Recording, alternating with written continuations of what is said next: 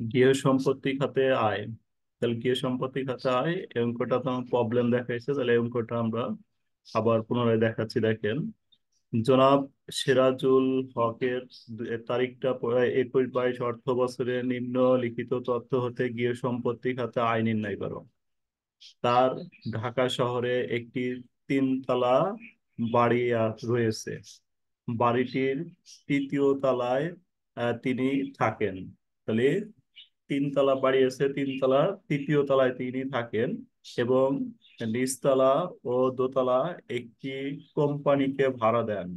তাহলে এই কোম্পানিকে ভাড়া দেওয়া মানে কি? এটা কোম্পানিকে ভাড়া দেওয়া, এটা কি বাণিজ্যিক নাকি আবাসিক বলেন তো? মানে কোম্পানি উদ্দেশ্য। ভাড়া দেওয়া মানে হচ্ছে এটা হচ্ছে বাণিজ্যিক। প্রতিষ্ঠানটি উৎসে কর কর্তন করে তাকে মাসে 50,000 টাকা ভাড়া প্রদান করে। তাহলে উৎসে কর কর্তন করার পরে 50,000 টাকা মাসে ভাড়া প্রদান করে। বাড়িটির পৌর মূল্য নির্ধারণ করা হয়েছে 4,20,000 টাকা। তিনি বাড়িটির জন্য নিম্নলিখিত ব্যয় করেন। তাহলে এই যে মেরামত খরচ, এই মেরামত খরচটা হচ্ছে আমাদের কি ব্যয়? মেরামত খরচটা হচ্ছে আমাদের অব্যয়িত ব্যয়ের ভিতরে আসবে, অর্থাৎ অনুমোদনযোগ্য খরচের মধ্যে এই মেরামত খরচটা আসবে না। পৌর করটা আমাদের অনুমোদনযোগ্য খরচের মধ্যে পৌর করটা আসবে। অগ্নি বীমা প্রিমিয়াম এটা আসবে। নৈশ প্রহরীর বেতন এটাও আমাদের অনুমোদনযোগ্য খরচের মধ্যে আসবে না, এটা হচ্ছে আমাদের অব্যয়িত ব্যয়ের মধ্যে নিয়ে দেবো আমরা। চলতি বছরে জনাব সিরাজুল হক হাউস বিল্ডিং ফাইন্যান্স কর্পোরেশনের 11% হার সুদে 18 লক্ষ টাকা ঋণের মধ্যে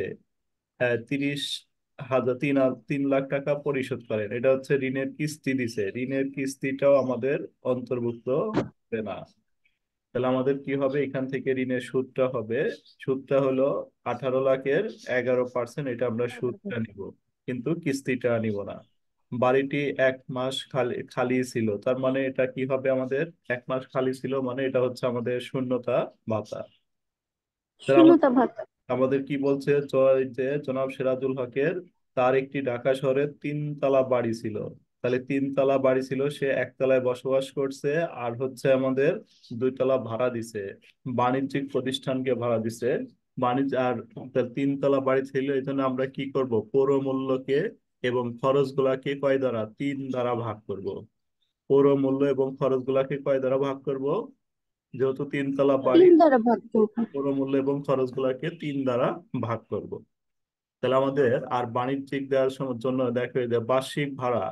তাহলে বার্ষিক ভাড়া হচ্ছে, ভাড়া মূল্য হচ্ছে দিছে কত করে? এখানে বলছে মাসে 50,000 টাকা করে ভাড়া দেয়। তাহলে 1 মাসে 50,000 টাকা যদি দেয়, তাহলে আমরা আগে এটাকে কি করব? উৎসে কর কর্তন করার পরে দিছে। তাহলে আমি বলছিলাম বাণিজ্যিক থাকলে আমাদের আগে কি করতে হবে? ভাড়া মূল্যের সাথে আরো আমাদের উৎসে কর কর্তনটা যোগ করতে হবে। তাহলে ওরা একবারে ভাড়া মূল্যটা বের করে দিচ্ছে, তাহলে উৎসে কর কর্তন আলাদা আলাদা করে যোগ করা যাবে অথবা একবারে বের করা যাবে। এই 50,000 টাকা তো আমাদের কি 5% উৎসে কর কর্তন হলো, 5% কেটে নিয়ে 50,000 টাকা দিছে। তার মানে এই টাকাটা কয় পার্সেন্ট দিছে বলেন তো? 5% কর্তন করার পরে এই টাকাটা 95%। 95% দিছে আমাকে। তাহলে 95% সমান সমান কত দিছে? 50,000 টাকা আমাকে টোটাল টাকা বানাইতে হবে। 1% সমান সমান কত? 50,000 বাই কত? 1% ইকাল টু 50,000 বাই 95,000। 95। আর 100% ইকাল টু কত? 50,000 বাই 95,000 ইন্টু 100। এটা হচ্ছে আমাদের, এই যে দেখেন, 100 দিয়ে গুণন 95 দিয়ে ভাগ, ভাগ করে তারপরে হচ্ছে আমাদের এইটা কয় মাসের টাকা হইলো? 1 মাসের টাকা হইলো। তারপর আমরা এখানে যেহেতু মাসে বলছিল, তাহলে 1 মাসের তা বের হইলো। তারপর আমরা 12 দিয়ে গুণন দিয়ে 12 মাসে কনভার্ট করলাম। ঠিক আছে? পৌর মূল্য নির্ধারণ করছিল 4,20,000 টাকা। তাহলে তিনতলা বাসা আছে, তাহলে এই যে তিনতলা বাসা আছে এই জন্য হচ্ছে 3 দ্বারা ভাগ হবে। আর তিনতলার ভিতরে মালিক থাকছে একটা ইউনিটে, তাহলে ভাড়াটিয়া থাকছে কয়টা ইউনিটে? ভাড়াটিয়া কয়টা ইউনিটে থাকছে? 2টা ইউনিটে থাকছে না? দুইটাই। এই জন্য 2 অংশে মোট হচ্ছে 3 অংশ, 3 অংশের মধ্যে মালিকের অংশটা বাদ যাবে। মালিকের অংশটা বাদ দিলে আরো 2টা অংশ থাকে, এই 2টা অংশ দিয়ে গুণন। তাহলে পৌর মূল্য হচ্ছে আমাদের এটা বের হলো। আমরা কি বাণিজ্যিকের জন্য এই যে এটা যে করছি এটা কি বুঝতে পারছি নাকি বুঝি নাই বলেন, আবার বুঝাতে হবে তাহলে। স্যার বুঝতে পারছি। আতিয়া, বুঝছেন? স্যার বলেন, হ্যাঁ। আবার একটু বলেন। আচ্ছা, তাহলে আমাদের বাণিজ্যিক হওয়ার জন্য যে কোনো প্রতিষ্ঠান বাণিজ্যিক হলি পরে আমরা কি করব, যে টাকাটা থাকবে এই টাকাকে বাণিজ্যিকের জন্য এর সাথে আমরা কি করব, 5% এখান থেকে কর্তন করে দেওয়া হয়। এই যে প্রতিষ্ঠানটি উৎসে কর কর্তন করে তাকে মাসে 50,000 টাকা দিছে। উৎসে কর কর্তন মানে বা গৃহ সম্পত্তির ক্ষেত্রে 5% উৎসে কর কর্তন করা হয়। তাহলে উৎসে কর কর্তন করে যদি এটা দেয় আমাদের টোটালি পার্সেন্ট হলো কত, 100। 100 থেকে 5% উৎসে কর কর্তন করে তাহলে আমাকে দিছে হলো কয় পার্সেন্ট, 95%। আর এই 95%-এর ভ্যালু হচ্ছে আমাকে দিছে হলো এক মাসে কত, 50,000 টাকা। আমাকে টোটাল টাকা বানাইতে হবে। তাহলে এই 95% ইকাল টু 50,000। তাহলে আমরা কি করতে পারি, 100%-এ কনভার্ট করা লাগবে। তাহলে 50,000 ভাগ হচ্ছে 95,000 আর ইনটু হলো কি 100। এটা হচ্ছে আমাদের, তাহলে ভাড়া মূল্যটা বের হবে, এই যে ভাড়া মূল্য। আর পৌর মূল্য, তাহলে পৌর মূল্য আমাদের 4,20,000 দেওয়া ছিল। তিনতলা বাসা ছিল, এই জন্য 3 দিয়ে ভাগ। বা তিন তিন ইউনিটের মধ্যে মালিক থাকছে 1 ইউনিটে, বাকি ভাড়াটিয়ার অংশ দিয়ে গুণন হবে। তাহলে ভাড়াটিয়ারা থাকছে 2 অংশে, এই জন্য 2 দিয়ে গুণন দিয়ে আমরা এটা ক্যালকুলেশন করলাম। ক্যালকুলেশন করার পরে আমাদের বার্ষিক মূল্য কোনটা নিতে হবে, বড়টি, এই যে বড়টি নিলাম। তারপরে অনুমোদনযোগ্য খরচ সমূহ। তাহলে অনুমোদনযোগ্য খরচ সমূহের ভিতরে আমাদের কি হবে, মেরামত ও রক্ষণাবেক্ষণ খরচ। তাহলে মেরামত ও রক্ষণাবেক্ষণ খরচ হচ্ছে আমাদের বার্ষিক মূল্যটা, এই যে এটা আগে দিতে হবে। এর থেকে আমাদের বাসাটা কয় মাস খালি ছিল, এখান থেকে আমাদের বাসাটা 1 মাস খালি ছিল। তাহলে 1 মাসের শূন্যতা ভাতা বাদ দিতে হবে। তাহলে আমাদের বার্ষিক মূল্য হচ্ছে কত টাকা, 6,31,000।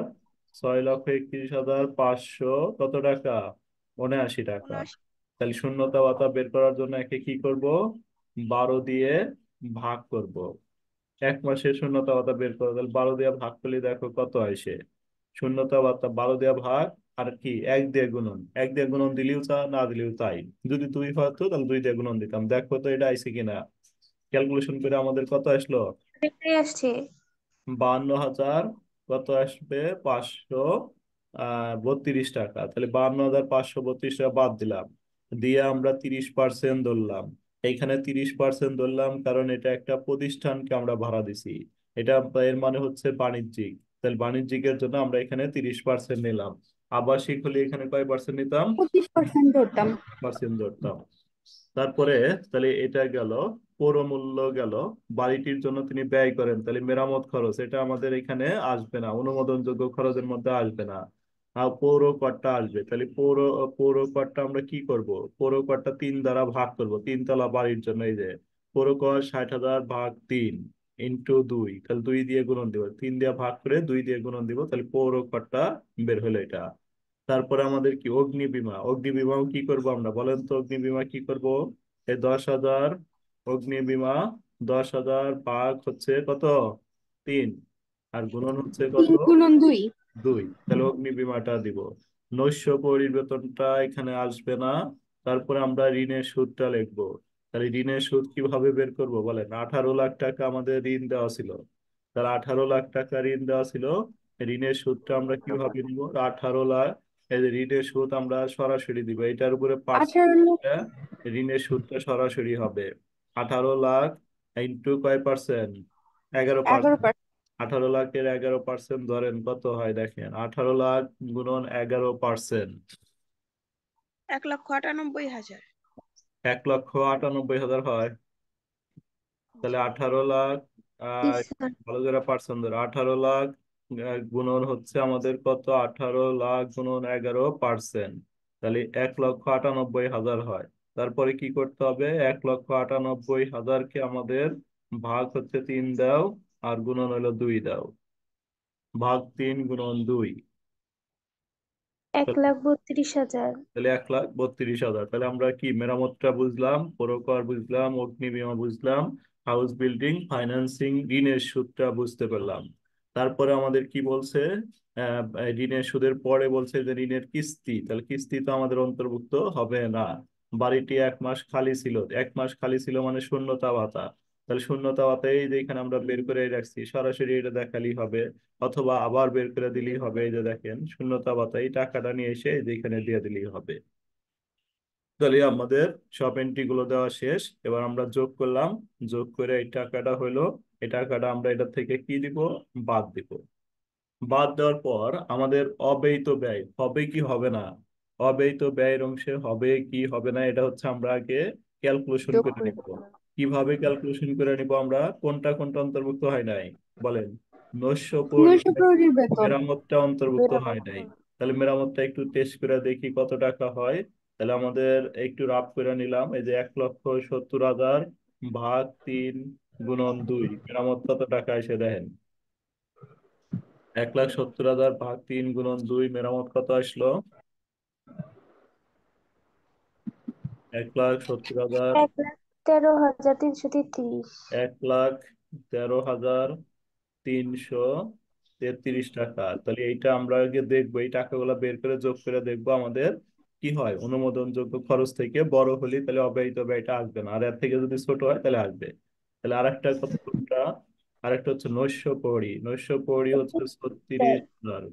তাহলে 36,000 ভাগ হচ্ছে 3 আর গুণন চব্বিশ হচ্ছে হাজার 2, তাহলে কত কি হয়েছে বলেন? 12,000 24,000। আর 24,000, দুই অংশ। 24,000, 24,000 আর 13,000, তাহলে কত হয়? তাহলে কি এটার থেকে ছোট আছে দেখেন, চার, 37,000 নাকি 1,00,000, 1,37,333। 37,333। তার মানে কি এটার থেকে কি, এইটার থেকে কি আছে, ছোট আছে না? জি স্যার। এর থেকে ছোট হলে তাহলে অব্যয়িত ব্যয়টা লিখতে হবে। তাহলে আমরা এই যে এটা অব্যয়িত ব্যয়টা লিখবো এভাবে, যোগ অব্যয়িত মেরামত ও রক্ষণাবেক্ষণ খরচ ধারা 19-30, লিখে এই যে অনুমোদনযোগ্য মেরামত ও রক্ষণাবেক্ষণ খরচ, এই যে এটা নিয়ে আসবো, অনুমোদনযোগ্য মেরামত ও রক্ষণাবেক্ষণ খরচ এটা নিয়ে আসলাম। নিয়ে আসার পরে বাদ প্রকৃত মেরামত ও রক্ষণাবেক্ষণ খরচ, প্রকৃত মেরামত ও রক্ষণাবেক্ষণ খরচ লিখে আপনি এনে কোলন দিবেন। লোন দিবে, এখানে দুইটা লেখা দিবেন, ঠিক আছে? ওইভাবে লেখা দিবেন। একটা হচ্ছে কি মেরামত, তাহলে মেরামতটা কত লেখা দিবা, এক মেরামতটা লাখ লিখে দিবে 1,00,000 কত, 13,333। ওইখানে বের করে দিবে একবারে। 1,00,000 কত ছিল, 70,000 ছিল না? 1,70,000 ভাগ হচ্ছে 3 গুণন হলো 2। আর একটা হচ্ছে কি, এই মেরামত আর একটা কি বলো? স্যার ওই যে নতুন নৈশ ওটা নৈশ প্রহরী প্রহরীর ভাগ বেতন। গরিব বেতন, এই যে 36,000, তাহলে 36,000 ভাগ হচ্ছে 3 গুণন 2 দিয়া, এই দুইটা ইন থেকে বাদ দিয়া যে টাকাটা থাকবে ইনা যোগ করে দিবা। ঠিক আছে? জি স্যার। বলো, বুঝতে পারছো না কোনো স্যার যদি প্রবলেম? 5 তলা 6 তলা বাড়ি থাকে সেগুলা তো ওই 5 দিয়ে ভাগ তাহলে করে হ্যাঁ, মালিক যদি থাকে তাহলে 5 দিয়ে ভাগ করবেন, 4 দিয়ে গুণন দিবেন। আচ্ছা স্যার। আর যদি বলা স্যার থাকে ওই যে বহুতলা, বহুতলা বাসা থাকলো কিন্তু মালিক থাকে নাই, তাহলে কি করবেন বলেন তো? স্যার বহুতলা, বহুতলা থাকলে আর কি করবো স্যার, এই যে মালিক, মালিক থাকে নাই, মালিক না থাকলে, তাহলে দাম কিছু তাই। মালিক না থাকলে বহুতলা থাকে, আর যাই থাক ভাগ করতে হবে না। ঠিক আছে? জি জি স্যার। স্যার। মানে স্যার ডাইরেক্ট যাবে সব। হ্যাঁ, সব ডাইরেক্ট যাবে। মালিক যদি না থাকে, মালিক যদি না থাকে তাহলে ভাগ করতে হবে না, একতলাই থাকে আর বহুতলাই থাকে। আর মালিক থাকলে কি করব বহুতলায়? মালিক থাকলে পরে তাহলে আমাদের ওই মালিক, বহুতলা বাসার ক্ষেত্রে মালিক ওখানে অন্তর্ভুক্ত থাকবে না, লিভ বাসায় বসবাস করবে না। মানে ওইখানে কয়তলা ওটা তো লিমিট দেওয়া নাই, এই জন্য এমনি খালি কনফিউশন লাগানোর জন্য দিল যে বহুতলা কি করবে, এই জন্য এখানে একটা প্রবলেম করে দিব, এইটাই। আচ্ছা, স্যার এই যে বলেন। গৃহ সম্পত্তির 9 নম্বরটা যে দেখাই দিছিলেন, দুইটা বাড়ি আছে মানে সিরাজগঞ্জে একটা বগুড়ায় একটা, ওইটা একটু দেখাই দেন স্যার। সিরাজগঞ্জ একটা, বগুড়া একটা। জি স্যার, 9 নম্বরটা শীতের।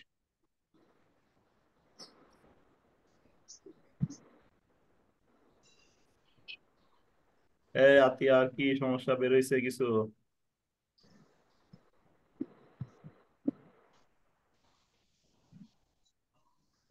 হ্যালো?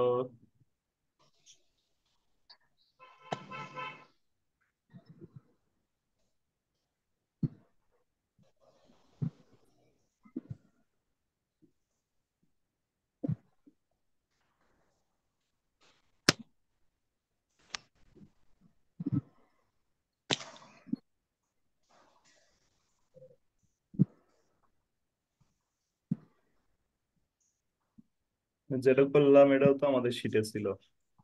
এই যে এটা, জি স্যার, এটা কালকে করছি আমি। এই যে এই ম্যাথটা।